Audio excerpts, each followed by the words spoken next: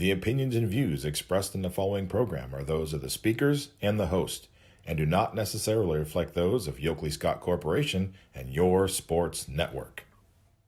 Yeah, I've been closer to Jesus before, so can you help me out? Oh, can you help me out? Am I on my own? Am I on my own? But can you help me out? Am I on my own? Am I on my own? But can you help me out? Can you help me out? I've been scared to look in my soul.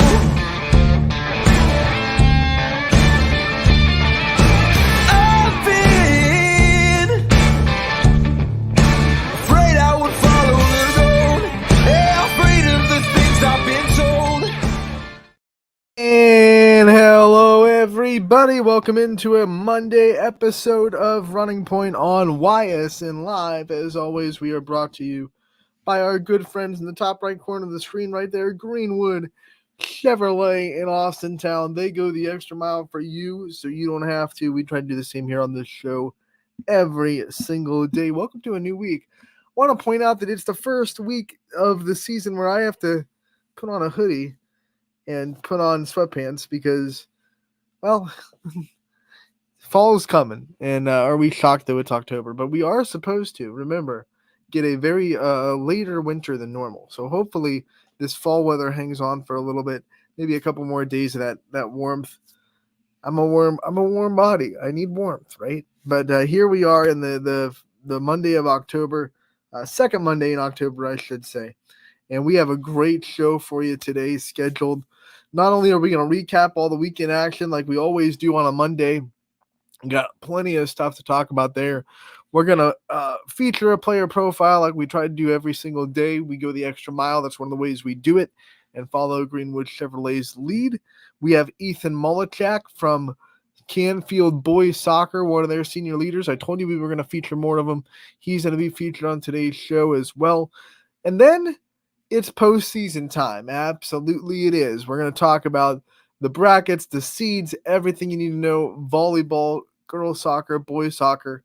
They're all out. We're going to dive into it all week. We're going to make sure by the start of next week that everyone is completely prepared for postseason time. It's going to be a fun week ahead and a fun couple weeks because there's nothing better than postseason, whether you're talking about football, volleyball, basketball, baseball, softball. Doesn't matter. The postseason is when it's win or go home. It's when everything that you've done for the first 22 games that you've played, if you're volleyball, 10 obviously, if you're football, it's when it means the most. It's when you learn from it. It's when you start back at 0-0 and nothing else matters.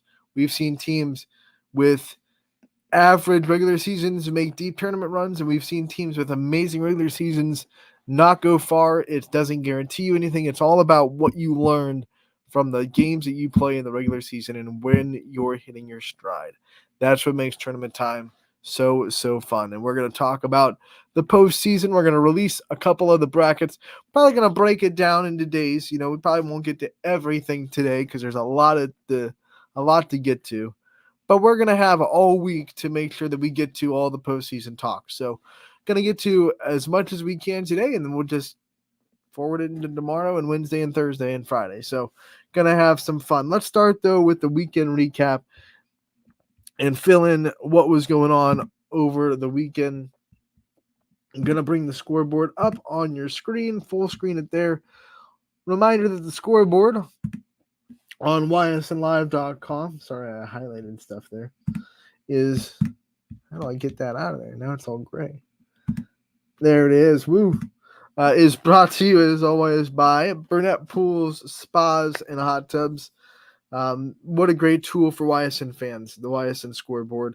Whether you're at a game, maybe you're live at a game, maybe you're watching one of our broadcasts. Either way, you don't want to have to look at your phone for too long. You want to be able to get right back to being engaged where you're at.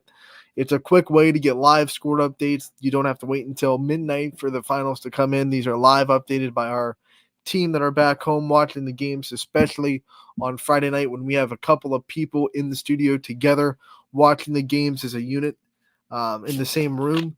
So, of course, Friday nights we are diligently live scoring, and then we do our best Monday through Thursday with soccer and volleyball to live score it.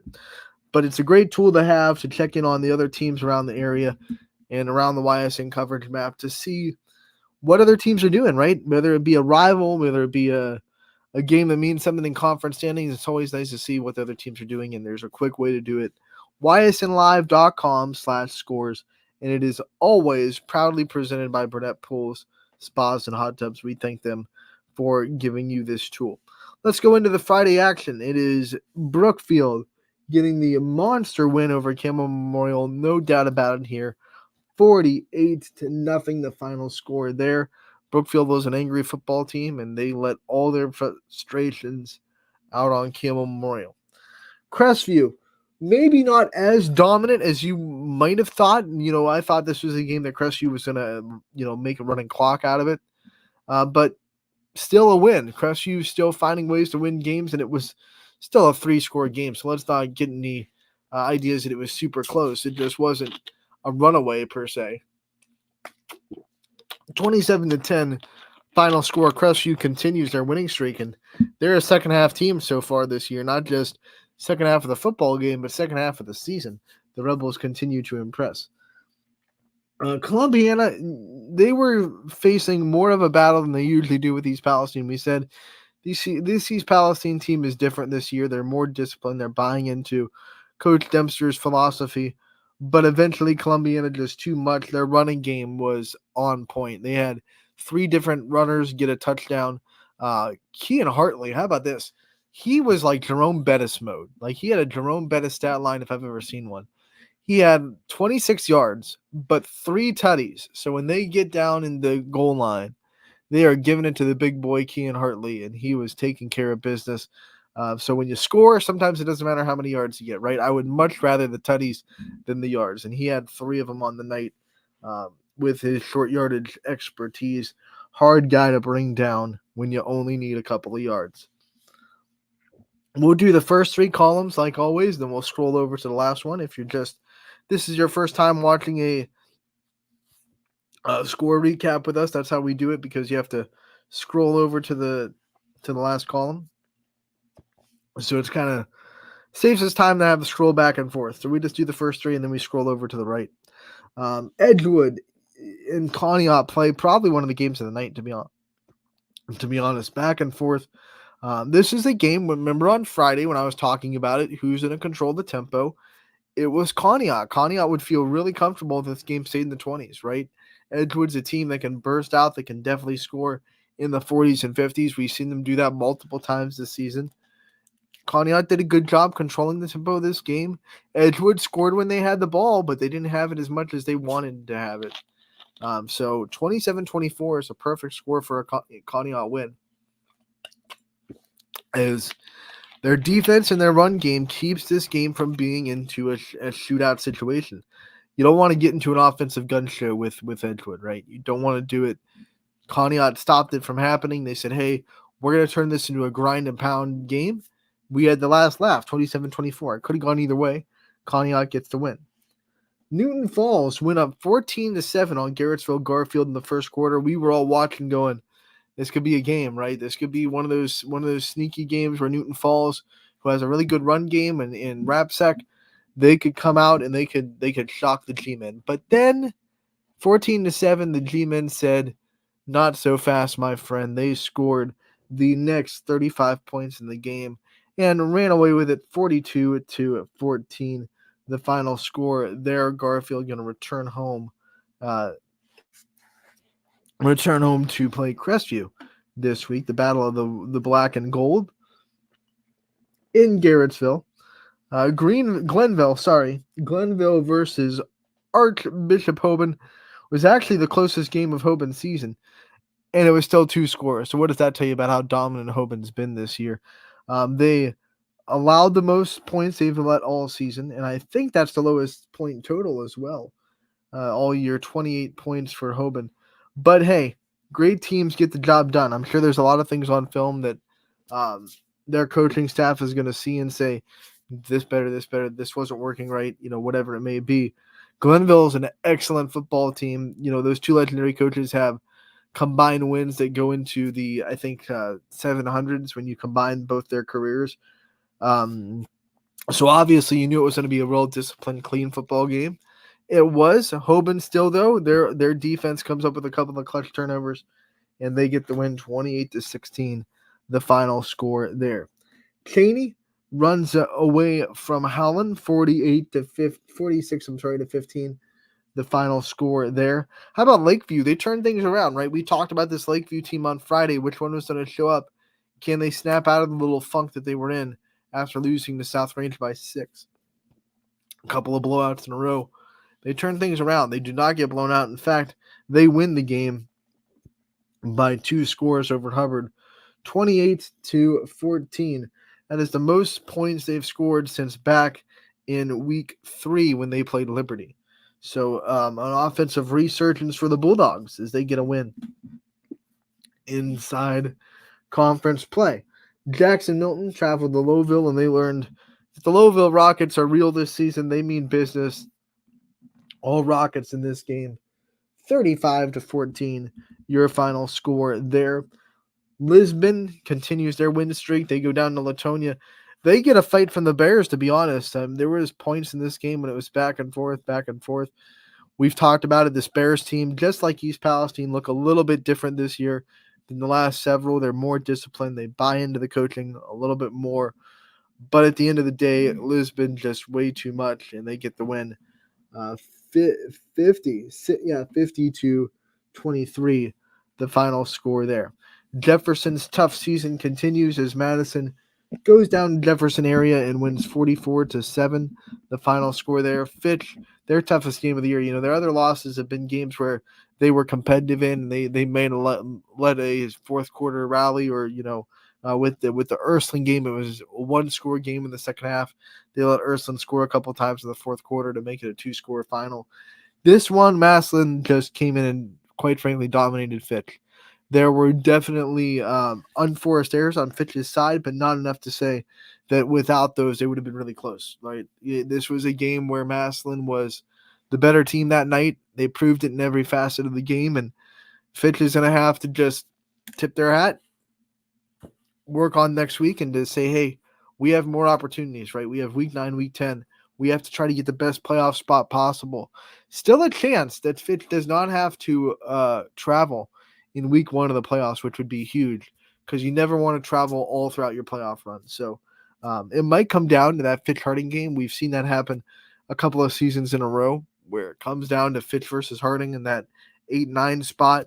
It's looking like there's a possibility, depending on what teams do this week, that week 10 game between Fitch Harding might just be the deciding factor in who hosts and who doesn't between those two teams. Poland, they win a wild one with Girard, 38-35, the final score. Natoli gets the big completion, I should say catch, on the other end of the Dom Pagano completion for the, I think, 60-plus yard touchdown for Poland to win the game. They had a defensive stop that they needed to end it, too. Girard was down inside the 5. It was 4th and 1 with 12 seconds left. Girard had no timeouts left. So even though they could have gotten a first down, they needed the touchdown, and this game was going to be over because the clock was going to run out. They got the first down, I believe, but it didn't matter because Poland did not let them in the end zone.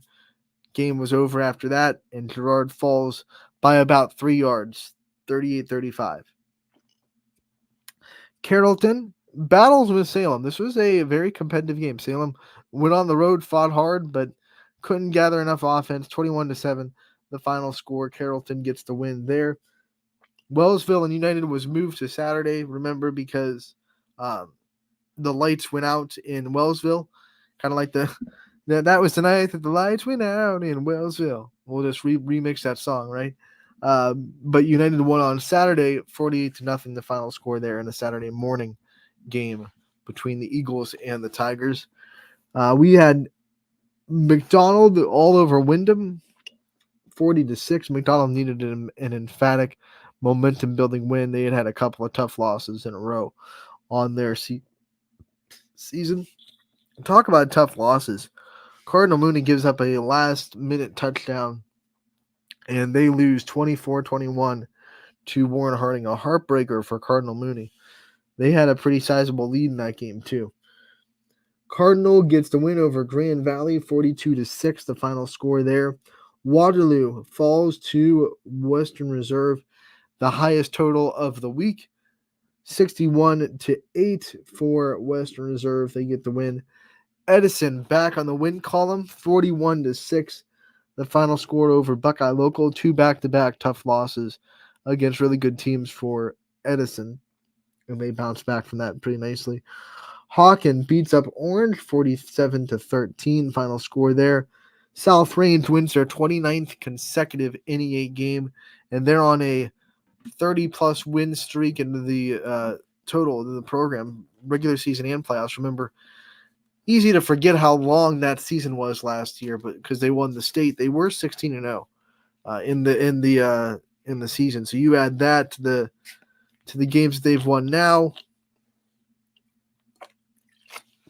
they're approaching that 30 mark for consecutive wins in a row. And this one wasn't close. And what I see from the South Range team is they're continuing to get more and more dominant as the weeks progress. If you were going to get this Raiders team, it's starting to feel like you should have got them early. Right? They had a couple of close games. They lost to Green in week 2, right? They had a 7-point win against Lakeview, 27-21. They barely escaped Struthers with a 2-minute drill touchdown, 37-33.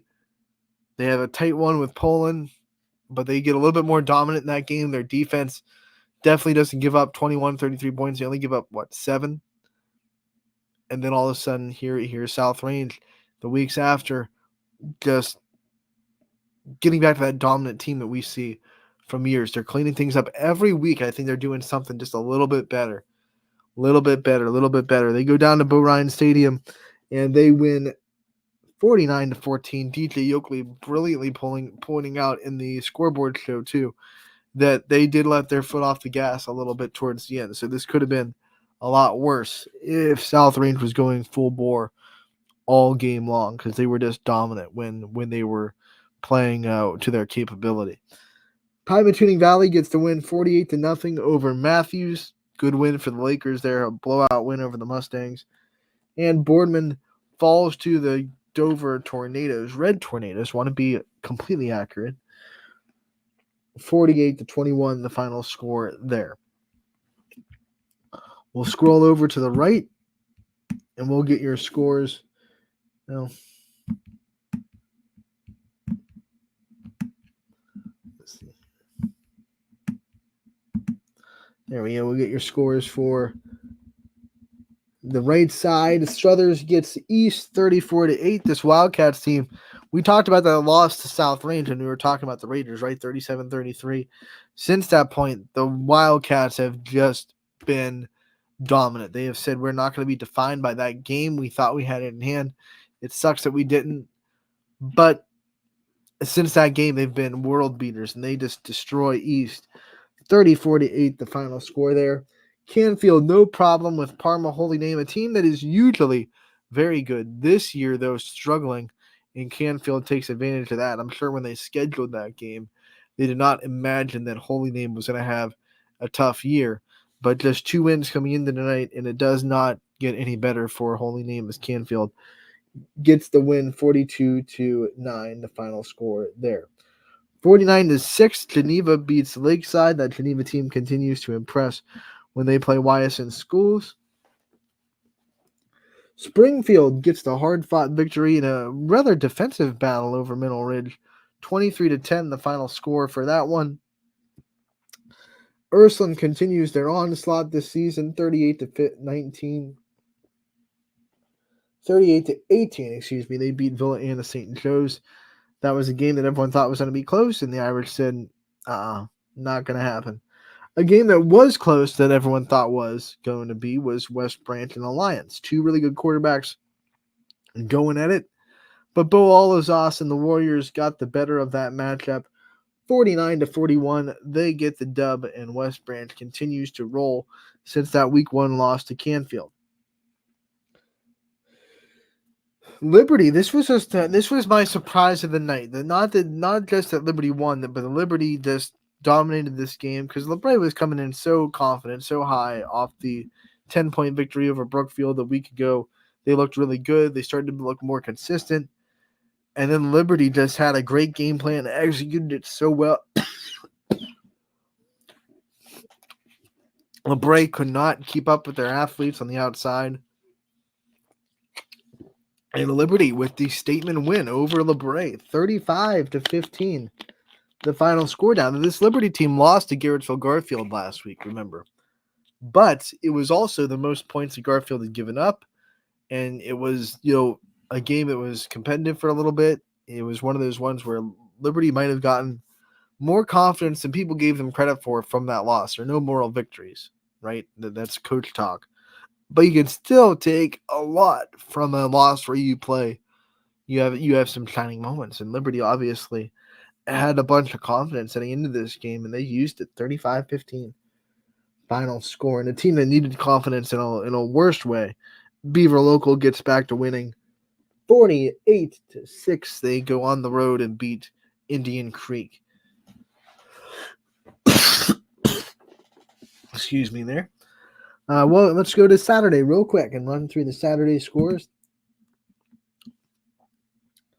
October 7th, we'll start with football. Why not? United again beat Wellsville. That game was postponed from Friday, 48-0. The final score there. Warren JFK takes out a lot of frustration on St. Thomas Aquinas. 45-8, the final score. East Liverpool falls to Bel Air, 31-14. Ashtabula St. John falls to Fairport Harding in a defensive grudge match, 12-0. Final score there. And then Southern gets revenge on Valley Christian. Remember, this game is the one that the EOAC came down to last year. And it was very low scoring last year as well. This one flipped the script a little bit. Southern Local gets the big victory, 46-36, the final score there. Boys soccer, Crestview and Badger tie at 1. Beaver Local and Lakeview also tie at 3. So the two ties in the boys soccer finals for Saturday morning. Columbiana and girls soccer gets the win over Struthers 4-0. West Branch celebrates senior night. 11 seniors on that West Branch team coming off their 10th straight EBC championship. They win 8-1 over United in a game that was tied at 1. It was 7 unanswered goals for the Warriors. And then Salem gets a Riley Hutton goal with 1:35 left on the clock, and they beat Chagrin Falls 2-1. Riley Hutton scored both of those goals for the Quakers. For volleyball, we had United and Salem go 5, but the Eagles come out with the win. And then Heartland Christian beats Bristol in straight sets on Saturday. So that's your weekend recap. We're going to transition now as I take the scoreboard off the screen. We're going to transition now into the tournament time. Let's go into tournament time and bring up. Hold on, I got to share the screen so I can bring up the brackets and the seating. So just a second, bear with me.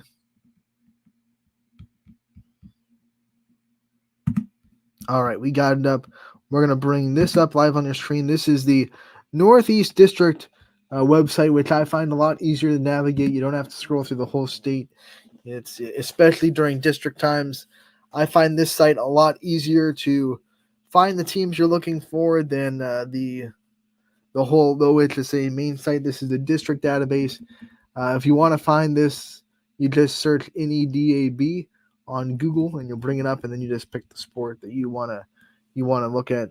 But let's start with volleyball, right? D1. Let's look at the seeds. We're going to go through all the seeds first, and then we'll break down the bracket. So here is how the seeding went down for Division One East. So this is most of our Division One schools. You won't see Hoban fall into this district. They're in the West, so we'll get over to Hoban a little bit later. But the 1 seed in Division One East is Massillon Jackson, 14-4 on the year. Then Mentor, 15-4. Austintown Fitch comes in as the 3 seed. Then Twinsburg. Then Notre Dame Cathedral Latin, the usual D2 powerhouse and the reigning state champion in D2, comes into D1 and gets the 5 seed. After a tough start to the season, they were 10-8 when these records are when the seeding was when the records were turned in. So these are as of last Wednesday. So any Thursday games, Saturday games that happened do not count in these records that you see on these websites, by the way. Louisville comes in next at 14-5. Then you have Riverside, Perry, South, North. Boardman comes in as the 11th seed at 10-6. Glen Oak after them, then Mayfield. Walsh Jesuit comes in next. Hudson, Chardon, Hoover. Canton, McKinley. You have Green on this list. You have Nordonia, Mass, and Washington. Then Stone Monroe Falls. Then Solon. Then you have Maple Heights, Euclid, Roosevelt, Ellett, Lakeside, Cleveland Heights, Madison, Uniontown Lake, Cheney, Warren Harding, Cuyahoga Falls, Akron North, Brush, and then rounding out the seeds in Division One on the east side is Akron Garfield. So our YSN teams, of course, in this are Austintown, Fitch, and Boardman. They get the 3 and the 11 seeds respectively. And you look at this seeding, and Austintown, Fitch, this is a pretty dang high seed. And the losses that they have had, most of the losses they have had, have been during some injury waves that they had this season. They are healthy now. So this Fitch team could make a deep run in the tournament as the 3 seed. I'm also intrigued by Boardman. You know, they've won 3 in a row since the records were put into the seeding. So they are now 13-6. I know they say 10-6 on this, but like I said, 3 wins in a row last week. They're on a hot streak. When you have teams that are striding towards the end of the season, you always got to watch out for them too. I feel like we say this in every year in Division One, but really it's the truth. It is way spread out talent-wise, and you will find a lot of parity in Division One. You could see from, I would say, 6 to, I'll go down to Nordonia in 20. 6 to 20, I mean, all those teams can beat each other. Really. We've seen that in every tournament in Division One, especially volleyball and basketball. You look at the records, they're not too different. Outside of Walsh being 4-15, but given a lot of credit for their schedule. I really think that there's just a lot of parity, especially between that 6 and 20 spot, which will make every district very interesting. But then, like most Division One brackets, the top 5 just are a little bit head and shoulders above the next ones below them. Like, I don't think 6 through 20 can beat Notre Dame Cathedral Latin on any given night. I don't think they're going to be able to beat Fitch. I think if Fitch loses, it's going to be one of the top 5 teams. They've already beaten Notre Dame Cathedral Latin this year. Remember, that was a 5-set thriller in Austintown. So things looking well. A little bit later, we'll pop in the bracket for Austintown and see how it looks. But I want to get to the seedings first. I want to get through all the seedings and let you know where these teams fell in the coaching voting seeding. I think the OHSA is going to probably see how this whole Max Preps experiments goes for basketball. And then if it goes well and if they like the way it goes, they'll probably implement it for every other sport. But still, for volleyball, baseball, softball, everything except football, you're going to have coaches vote outside of basketball, where they'll use Max Preps rankings to seed the teams. I've already shared my thoughts on that, by the way, so we don't need to dive into that. Division One West, we're just going to see where Hoban lies real quick. And as you see in this, Hoban is the 4 seed. Undefeated Hoban, 17-0 when the records were submitted. And they're 18-0 now. But above them, you have a stacked district. Avon is a wonderful volleyball team. And then you have Avon Lake. So Avon and Avon Lake, not to be messed with. And then Cleveland St. Joseph, 17-4. A lot of people think they're one of the state favorites this year in Division One. You go below East, you have Worcester, Magnificat, Olmsted Falls, Wadsworth, Revere. You still look at this, 16 wins for the 10 seed in Royalton. And then you have Brunswick with 13 wins. You have Highland with 13 wins. Rocky River with 12. I mean, you have to go all the way to the 17 seed to find the first team below 500. This Division 1 West District is unreal. And it's not something that's going to be easy. But Hoban this year has played a lot of really good teams. You look at their opponent wins total. This week it got a big boost because they played several double-digit win teams and got the wins.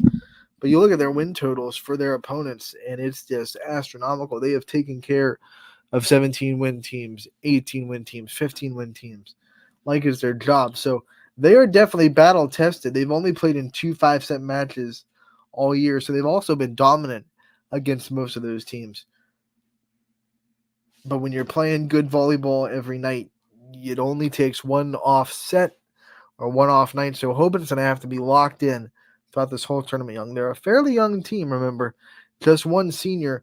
A lot of players getting their first taste of this level of volleyball with this much on the line.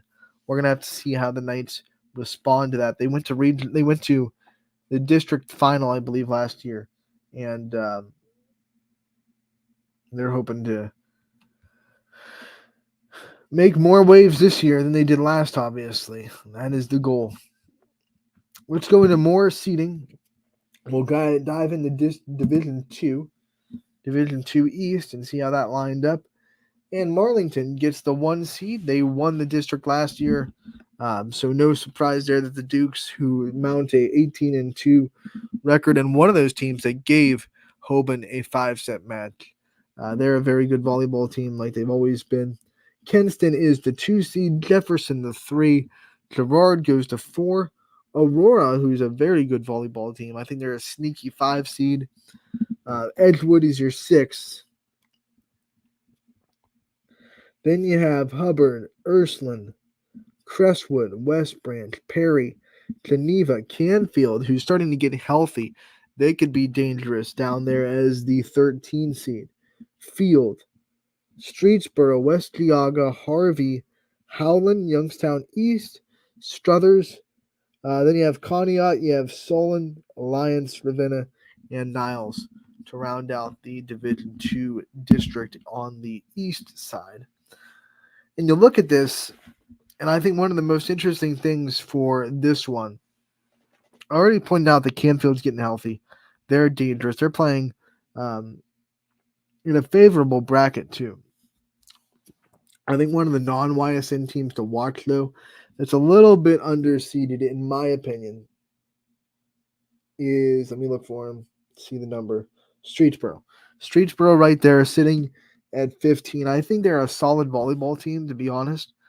And I think they definitely, they mount to a 6-4 record when the conference record when they come in. They play a tough schedule. They're a good team. They're a very good team. And I think when it's all said and done, we could see Streetsboro take some upsets as the 15th seed. I think they're underseeded. They're the most underseeded team I see in this list, in my opinion. Some other non-YSN schools to watch out for if you're watching: Crestwood, very good volleyball team, and then Perry, Sandwich, and West Branch right there. I think those are 2 really good volleyball teams that could have a chance to make a deep tournament run.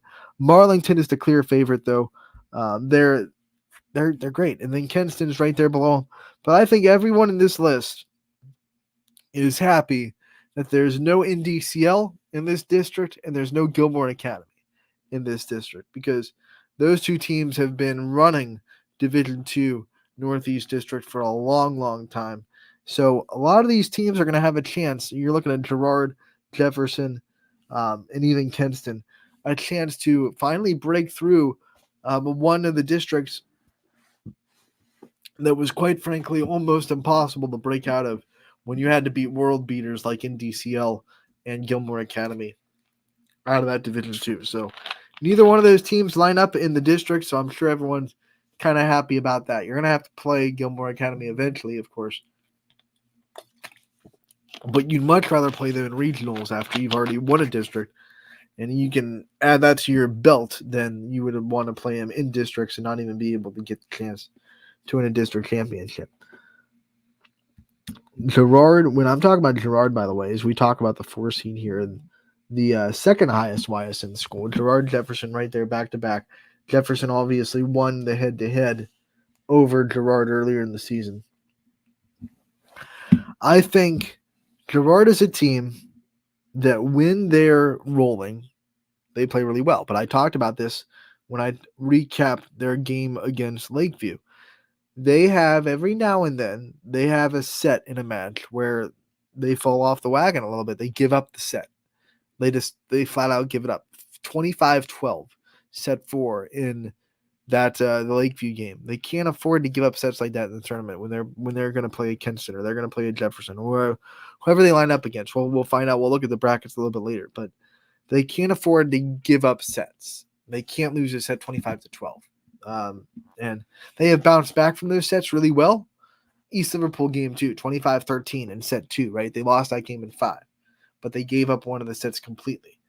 They've had these little moments when they fall off a cliff a little bit. They get back up really quick. The next set, really good. Got out to a 12-6 lead. They didn't let that bad set, stay with them. But they still they need to get a little bit more consistent, tighten things up just a little bit if they want to win the district, I think. So Girard's got all the pieces, though. They definitely have all the pieces. They have 2 outside hitters that are both phenomenal. They have a great setter in Bailey Walters. They have good defense. Kira Bell does not get enough credit as their libero, coming in as a first-year libero, replacing Bailey Walters, who had to step in to the setter position. I think Girard in very good hands when you talk about their tournament hopes. Let's go into the next seeding, which is Division 3 East. I don't think we have to worry about Division 2 West. I don't think we have anyone in there. Division 3, Lake Catholic is obviously the 1 seed. That's just going to... They ran away with state last year. They're one of the best teams in the state across all divisions. I would put them up against anybody in any division and say they have a solid chance to win that game. They have 3 Division 1 volleyball players on the court, a defensive specialist, 2 front row players. Their front row, some rotations are all 6 foot and higher. They play remarkable defense. Their offense is quick. They block well. They're a juggernaut. They're a very good volleyball team. They're coming in with a undefeated 19-0 record at the time of submission. So they have not been cracked. They have not been contested. It's just been Lake Catholic all the way. Crestview, our own local dominating team, who has only lost 1 set all year, sitting there at the 2 seed. Then you have Lakeview. Then you have Columbiana. And then you have Berkshire, Middle Ridge, and LeBray. Look at all those teams. 19-0, 17-0, 17-3, 18-0, 15-3, 16-4, 15-3. Holy smokes, right? That is just a loaded top of the district in Division 3. And you keep going down. Campbell Memorial, who split against LeBray. So those two could have flipped spots in the seeding. Rootstown is very good. Garfield sneaky good. Kirtland can never be underestimated. South Range is next. And then you have Wycliffe, you have Dalton, you have United, Cardinal Mooney, Warren JFK, then Champion, then Liberty, Grand Valley, Brookfield, Waterloo, Poland, Pymatuning Valley, and Beechwood round out your seeds in Division 3. Not a lot of non-YSN teams to speak of. Obviously, we already talked a lot about Lake Catholic. I think everybody that watches my show and follows volleyball knows how big of a monster they are. But outside of that, you look at some non-YSN teams there. I think the biggest threat to everyone is Rootstown. Rootstown is a pretty dang good team. Kirtland played in the district championship last year. They lost a couple of seniors, but I never count out anybody when they playing sports at Kirtland. So we'll keep an eye on the Hornets as well. Dalton also. I'm not too impressed with Wycliffe, to be honest. We've seen them go up against YSN teams a couple of times, and we haven't had any trouble with them. So I would be a little bit more scared of Dalton than I am of Wycliffe in the seedings. I think I would have flipped those two. I actually probably would have put Dalton up where South Range is, drop South Range 1, drop Wycliffe down 1. If I was seeing these teams, I would have had Dalton at 12, South Range 13, Wycliffe 14. But that's nitpicking. It really is. Outside of that, I don't see any non-YSN team that should be a threat in the district. I mean, YSN heavy, and then you just have to look at hopefully some of our teams can make deep tournament runs because these top two, you're either going to get a district with Lake Catholic or you're going to get a district with Crestview. And winning a district against one of those two teams is going to be a monster task. Because I highly doubt those two teams will go at each other in the district. I would be shocked if I brought up the brackets for the first time. I haven't looked at them yet. So when we reveal the brackets, it's going to be my first time looking at them too. Because I want the raw reaction, right? But I highly doubt that Crestview is going to just go after Lake Catholic. We're going to finish the seeding. We're going to go into brackets tomorrow because we're running out of time. We do want to get to that Ethan Molichak interview from the player profile perspective. So let's go over D4 seeds, and they look like this. Columbiana, the first seed. No, I mean Columbia. I'm sorry, the first seed. Columbiana's back in D3. Western Reserve gets to 2. Then you have Open Door Christian with an open door season, 15-0. They're the 3. Canton Central Catholic gets to 4. Ashtabula St. John gets to 5. Southern with the 6th. Wellsville 7. Lake Center Christian is your 8. McDonald is 9. Badger is 10. Wyndham 11. Newton Falls is 12. Cornerstone Christian is 13. Mogador is 14. Springfield 15. Fairport Harding 16. Cardinal is 17. Lisbon 18. Andrews Osborne is 19. Heartland is 20. Am I right? Am I lined up with the... Yep, I am. East Palestine's 21. Maplewood 22. Then you have Lowville 23. Chalker 24. Bristol 25. Jackson Milton 26. Kidron Central Christian is 27. Oberlin 28. Lake Ridge Academy 29. Bloomfield 30. Medina Christian Academy 31. Latonia 32. Sebring 33. Richmond Heights 34. Matthews 35. East Canton 36. St. Thomas Aquinas 37. Lordstown 38. Valley Christian 39. Woo. Talk about a big district. 39 teams in this district.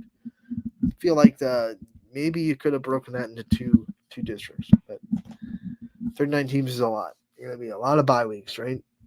So we will go into the brackets tomorrow and see how volleyball shakes out. We'll talk about all the brackets. We'll continue that conversation tomorrow.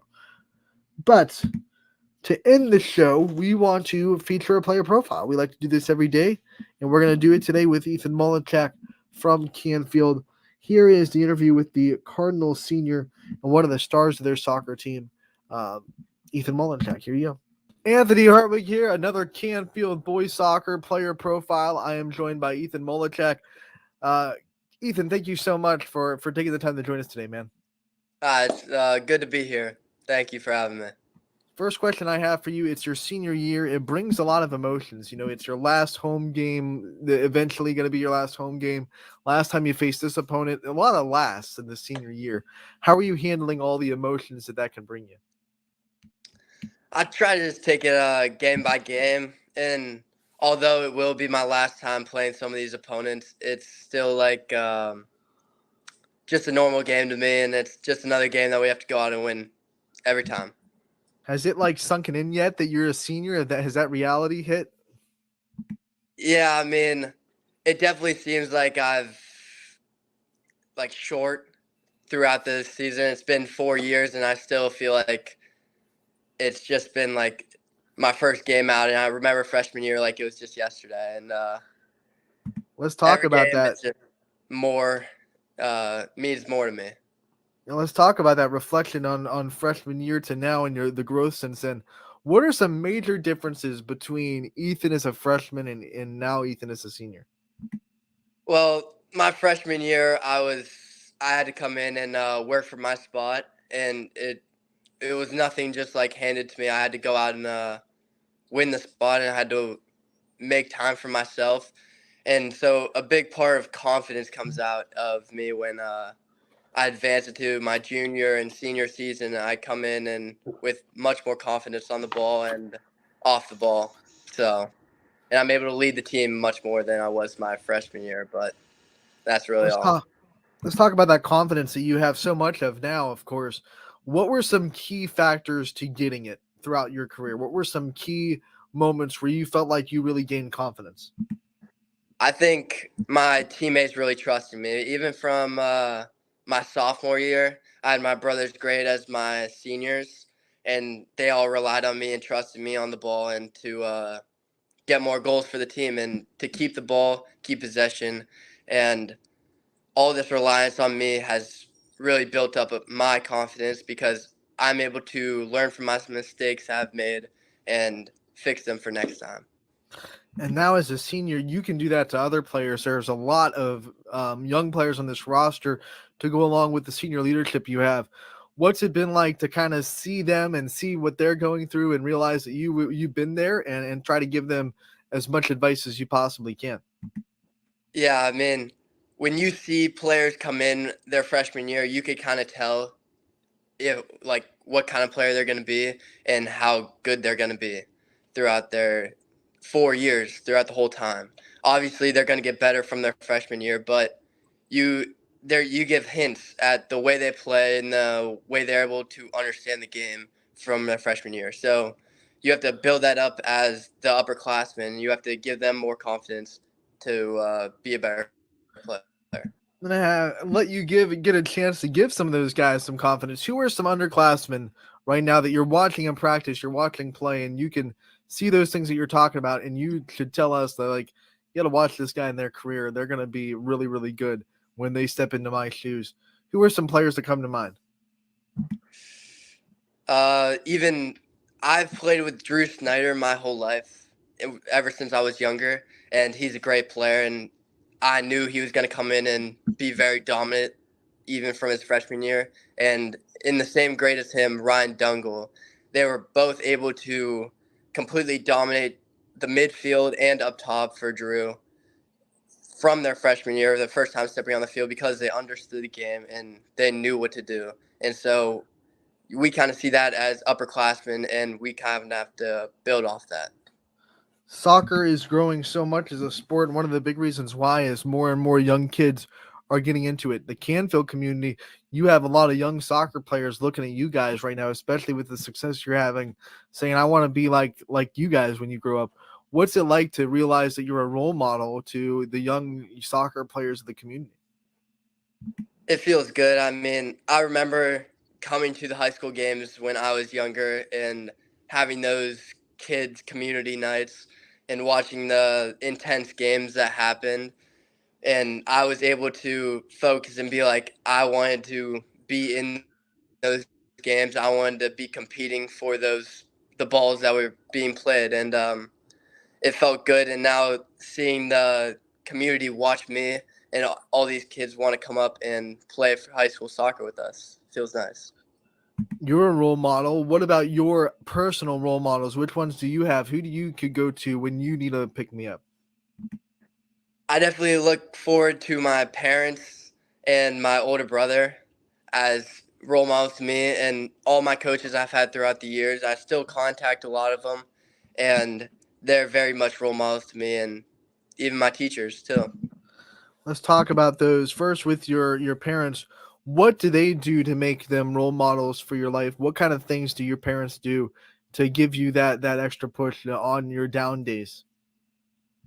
I definitely rely on them a lot. I mean, they're at all of my games. They support me through everything, through school, soccer, club practices, club games.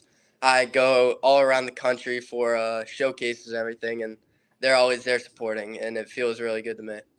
What about your brother? How has he been a role model for you throughout your life? What kind of things has he taught you? From my freshman year of soccer, he was a junior, and his whole grade knew me, and they kind of broke the line between knowing me, and all the upperclassmen were able to see me as Connor's brother and knew I was a good player, so I was able to come out and kind of make friends with all of them. Like you said earlier, you go across the country to play soccer. All these different showcases, you really travel to sharpen yourself. What does that do for you as a soccer player to expose yourself to such a high level of competition, to play with so many great players, but then also play against so many great players as well? I would say the club soccer scene is very different from the high school soccer scene, and the competition and kind of the pace of play. So it's different going from high school to club, but when you're going in club, it kind of you have to play the style that your team plays to succeed. And going around and playing good competition, you have to get the ball off and it has to be quick. So it kind of makes me better and sharpens my play just as much as high school sharpens my play with the confidence. What style is more physical soccer? Do you think it's the club soccer, or do you think it's when you get into the high school world? I think high school soccer is definitely more physical, and club soccer is more on the technical side. All right, so what do you do to prepare yourself for the physicality of a soccer season? It's a grueling soccer season. It lasts a long time. What kind of things do you do to prepare for the uptick in physicality? You kind of have to just focus in on the game when you start, and it's kind of I'm not as much about like getting hyped before games as I am like focusing in and trying to think about winning every ball that I can, and it definitely takes a lot of mental focus to go in and go into all these tackles and go into every 50-50 ball for me. So pregame, some people, like you said, like to get hyped, like to listen to music, like to get in that you wrote jazz mindset. You're more of a meditator. What's your pregame routine to get yourself in that right mindset? Well, I get straight home from school. I'll play some music on the speaker and get a ton of touches on the ball. All throughout my house, I'll just be playing with the soccer ball all game, just waiting to get to game time. And it's exciting to me. I go get some food, and then I'll come to the field, just stretch the whole time, and do a bunch of touches on the ball. It just gets me ready. Your parents must really trust your skills to let you play ball in the house, because I was told that was a big no-no growing up. But have you ever broken anything playing soccer in the house ever once? Fortunately, I've not like broken anything expensive. There's a room in my house that's the walls are really beat up from the ball just going on and off it, but it's definitely good for my like skill and game because I could always get touched on the ball. Student athlete, let's talk about you as a student. What are some of the things you like learning about in Canfield school system? I definitely like the science aspect of all the subjects we have, and all the science classes, chemistry, and physics is all really good to me. We'll reverse that question and ask you, which one has been like the hardest to grasp? Which subject has given you the most hard times throughout your high school career? Probably psychology. I mean, the concepts were very difficult. It was like a college level course, and it kind of was weird to incorporate it right from notes into the test. So that definitely got me a little bit, but I was able to succeed in it. When you think about your future, what kind of goals do you have for yourself after you graduate Canfield? So after I graduate, I want to go on. I do want to continue playing soccer somewhere, and then I want to go to a nursing program that's direct admit into nursing school, and then after that I want to go to a CRNA program. Let's unpack that first with the career path as a nurse. What drove you to that? What kind of things in your life made you drive to that career path? Well, kind of looking ahead a bit, not only on the nurses but the CRNAs, which I want to do after nursing school. It's a lot of the reliance on them throughout the whole hospital. The patients rely on the CRNA, the doctors rely on the CRNA to do all their jobs, and the hospital kind of needs them. And to connect that a little bit to soccer, if you're not doing your own job, then the rest of the team can't really do theirs. So kind of the reliance factor, it was always like a big step for me, and I really like that. When you talk about playing college soccer, what kind of things are you looking for in a program? What kind of things would make that decision easy for you to call this program home if it had, XYZ? It's definitely the coach and the team aspect. I like to have a style of play that is very certain to the one I play with club, and it has to be close with that.